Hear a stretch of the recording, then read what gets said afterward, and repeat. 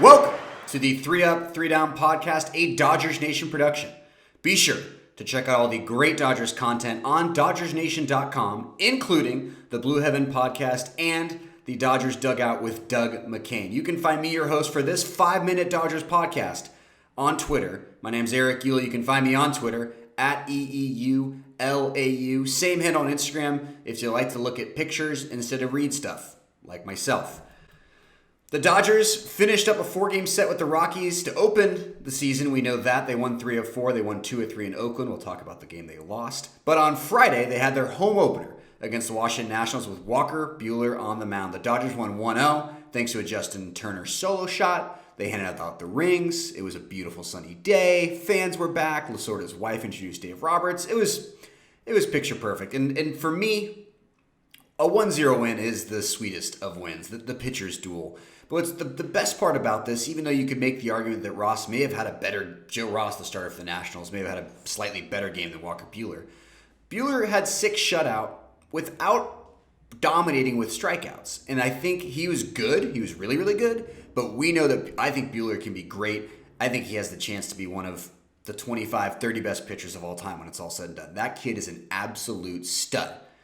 But the big difference between previous years at this time in the season and this year is Walker Buehler is fully stretched out. He's ready to take on the workload. He can go 90 pitches in a start, whereas especially last year he was going, you see it right there, 68 pitches. He was averaging, he couldn't even get through 5 innings, and that just causes the bullpen to have to do a ton of work anytime he starts. But this year he's fully stretched out. Dodgers pitching coach Mark Prior talked about that during spring training, that Buehler made a concerted effort to make sure that he was ready and all the way stretched out. He wasn't going to do a slow build like he has in years past. And Walker Buehler, for my money, I think he is the best October playoff pitcher, starting pitcher in the game right now. No disrespect to Garrett Cole, no disrespect to Shane Bieber, no disrespect to Jacob deGrom, even though he hasn't been in October. Anyway, I think Walker Buehler has a chance to be absolutely dominant for the next 5-10 years. The stuff is there. The intensity is there. This guy's ceiling is sky high, and I think you've seen what he can do for this team. Moving on to another guy who's had another very different part of the season. That would be Mr. Gavin Lux, former number 1 overall prospect for the Los Angeles Dodgers. He's played a lot of second base so far this year, but he looks good. He looks comfortable in the box. He doesn't look overwhelmed. And you want to know how I know for a fact he's having a better start of the year this year? He's actually on our roster to start the year. He's got 2 triples. He's got 5 RBI. He looks comfortable at the plate. He doesn't look like he has the yips in the field anymore. It makes the world of difference for the Dodgers when Gavin Lux is playing well. And I think he's just another great piece to this team. Another kid who's playing really well. Yep, we're going to watch this again, I know. Zack McKinstry, youngster utility guy taking over that Kike Hernandez role, which was talked about a lot. I think Corey Seager is one of the best shortstops in the league. I think he's the best offensive shortstop in the league. He has the hardware to prove it now. But he's a Scott Boras client, and he's a free agent this year. And I hope the Dodgers sign him. I really do. I really do. But if they don't, between McKinstry and Gavin Lux, you could be looking at the middle infield for the future for the Dodgers for the next 5-10 years. Both guys are young. Both guys clearly can make contact. Both guys aren't overwhelmed by the position they're in right now. And I'm going to be very upset if Seager walks in free agency.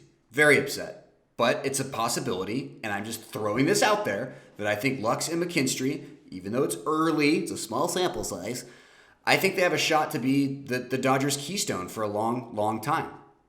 So those were 2 really positive things. And now we're going to get on to something that's not so positive. Kenley Jansen blew the save on Wednesday, sent the game to extras against Oakland. The Dodgers lost in extras. And for Kenley, it all comes down to the cutter. He's got 1 pitch. And that velocity, because of the amount of innings he's pitched and what he's given this Dodgers team for years and years and years, he just isn't what he used to be. The Dodgers know that. Probably deep down, Kenley knows that. But when you only have 1 pitch and your velocity's going down and you have more walks than strikeouts, that's going to be a problem. But I thoroughly, thoroughly believe that the Dodgers, Dave Roberts and Andrew Friedman, knew that Kenley was not going to be the closer for the entire season. They did it out of respect to a veteran. They have Corey Knebel, they have Blake Trinan, they have Victor Gonzalez, they have other guys they can throw in that closer role. That's it. That's all I got. That's the 3 Up, 3 Down podcast. Make sure to check out DodgersNation.com. The Dodgers will wrap up their Nationals series. I'm recording this Saturday night, but they'll wrap it up against the Nationals And then we'll start with Colorado in Dodger Stadium, not in that fake ballpark in Denver. Then they'll have a 3-game set in San Diego against the Padres. Should be a lot of fun. Thank you for watching the 3 Up, 3 Down podcast. Make sure to check out DodgersNation.com, and we will see you on the other side.